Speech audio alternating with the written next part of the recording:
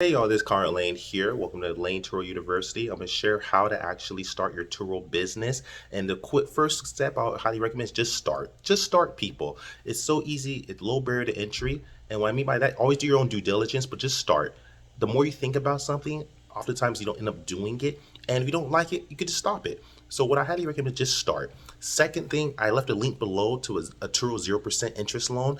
A lot of people don't know about this loan. I'm always surprised. It's a great program that actually Turo actually has affiliation with a 501c3 nonprofit named Kiva, Kiva. And I left a link below where I share how to actually apply for this Turo 0% business loan. And what it does essentially is Turo will actually assist you with getting a $15,000 loan that they can help you to acquire two cars right away. And the cool thing about that, once you get those two cars, you can add them to the Turo platform. You're in business, people. And they also give you special account specialists that help Kiva and Turo Business 0% interest loan holders. They help them with a personalized tour rep who actually walk through the process of how to start your business, how to actually help you with strategies, execution, etc. It's a really great program. You get a lot for nothing. It's a 0% interest business loan for typically $15,000 to get you two vehicles typically. I left a link below that actually shares how to actually apply for it. That's the next step I would highly recommend. You don't have to do that, but just an extra idea, especially if you have no money or no capital.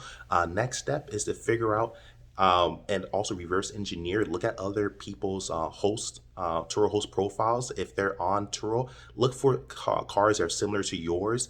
So if you have, say, a Mercedes, a BMW, whatever make model you have, look at and reverse engineer other Turo hosts like yourself, and then figure out, okay, so if you already have a car sitting in your driveway or on the street and you're ready to rent it out, you already own it or you're leasing it, whatever the case is, and you have access to that car, what you can do actually is look for cars that are the same year, a little bit newer, and a little bit older than yours, and then compare. Look at if it has good reviews. If it doesn't have any reviews, skip those profiles. Only consider profiles and host vehicles that actually have reviews, so you can see if people like that vehicle. Because someone might have 10 trips, but if they have no reviews on their profile, you don't know if those 10 reviews, even if it says 5 stars, if they were paid off, you don't know if they liked it. You don't know. So what you have to do is, hey, I want to only find Turo hosts who have actually reviews that actually are that show good reviews and show actual experience. It's Turo's about the experience. Do they like the fact that they like the air conditioning is really ice cold, or do they like the fact that it's a smooth rider, it's gas efficient, low gas, or a great electric vehicle? You want to see those reviews so you can make a better decision and understand, okay, this car is sitting in your garage or a car you already own, or if you plan to go out and buy a car, maybe you don't have a car, or maybe you don't want to use your personal car. If you plan to go buy a car, especially, or if you have a car that you already own or that you already leased, or before you get another lease. So if you're going to get a new lease or buy a new car, or if you already have a lease or already have a car you own, always research the cars that are similar to yours, exact same make, year, model, or similar, and see how well they do, so you can understand, okay, cool, maybe my car will do great, or maybe it won't do that great. Now it gives you more strategy to understand, okay, maybe I have to change the color of the car. If I go down the street to maybe a Mako, they can maybe give me a deal and maybe repaint my car, and then I can maybe make a certain amount more. The point is, that's just an example. The point is, you just want to know what color of your car makes the most, what car, if your car model even rents out well, if it does well in your area, before you even add your car out. How do you recommend that before buying a new car, or getting a new lease, or even putting your car on the platform? Next step, if you already have a car, even if that's the car you want to add to a platform or not, maybe test it out. Just add it to the platform. It could be temporary, maybe for 1 or 2 trips. Make sure you have proper insurance on it, though, so if something happens, it's covered, because that is a possibility. Your car could be damaged. That's a part of the business, but it's usually less likely, but it can happen. So you want to make sure you pick the right insurance policy. Some people might pick the Turo 60, so that at least if something happens on the first few trips, they have a $0 deductible, and at least you're paid out, right? But up to you. Pick the plan you like. But that's just an example of what some people do to test it out through that test period. Since it's just a test, they're not worried about making money. It's just a test. They'll pick the Turo 60 usually to have a $0 deductible. So if something happens, they pay nothing out of pocket, because that's very devastating. If the first trip or 2 trip or third trip, you're just testing your car, it's not even for really making money. You're just trying to get a feel for it, and it's destroyed. Now you have a $2,500 deductible or a $500 deductible. That's terrible. So what some people do, which can actually work, pick a $0 deductible.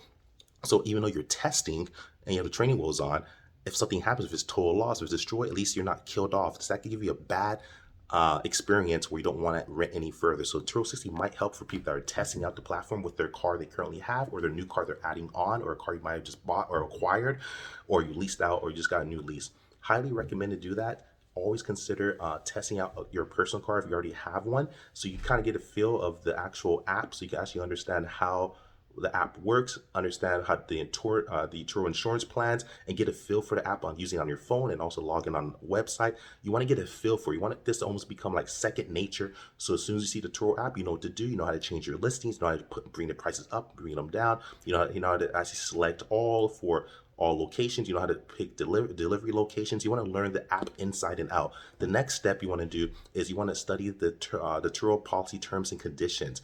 Very, very important. You want to understand what your rights are, basically, what the guest rights are, what you can do and cannot do. What's a gray market transaction? You can accept money or you can accept money. What's an independent claim? Et cetera, et cetera, et cetera. You want to read the rules and regulations, because that grants your rights for you and the Turo guests and hosts, and know what to do in certain situations and circumstances. Highly recommend that. Next, always understand and research the Turo plans: the Turo 60, the Turo 70 plan, the Turo 60, the Turo 75 plan, the Turo 80 plan, Turo 85 plan, Turo 90 plan. Understand which insurance policy you need for your car that makes sense for you, and figure out what each deductible is. For example, Turo 60 is a $0 deductible, so you pay nothing out of pocket, but out of, say, out of whatever the Turo booking is, you make 60% and Turo makes 40%. So out of $100, you'll make $60, Turo makes $40. We have a $0 deductible.